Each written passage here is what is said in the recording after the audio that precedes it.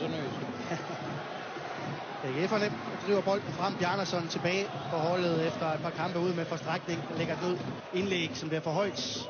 Ja, så kan du Sigurdsson. Så kan du sige, at Rishøj har jo slet ikke hjemmebane, hverken på eller i nærheden af Tingbjerg Ground, så det var ikke sådan, fordi det var en hjemmebane for dem overhovedet. Som nogle gange er i den her sæson. Der er lidt for meget cirkus for dem, der holder med Sønderjyske. Yasin. Den anden en, der kan lidt tricks.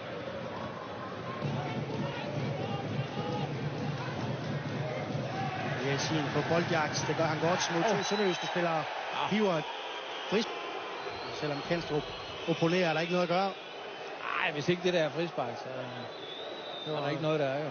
Ligesom at se her. Dårlig boldbehandling fra Madsen. Og så laver Augustsen. Ja, men det er ikke lang tid, det er ikke mange sekunder, de har bolden. AGF aggressiv i deres duelspil en mod en her. Europa overtager også jo. Så er måske en overtalssituation. Yasin.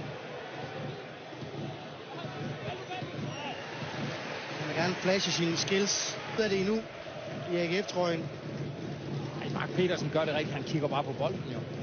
Prøv at se her, han er jo fuldstændig ligeglad med alle finterne. Han har bare hele tiden fuld. Og der har ikke været noget sammenhæng i Sønderjysk. Også her en dårlig aflevering, da de endelig får Europa, ikke?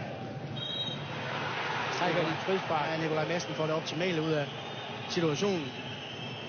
Den hver gang, ikke? Altså, det er jo forfærdeligt.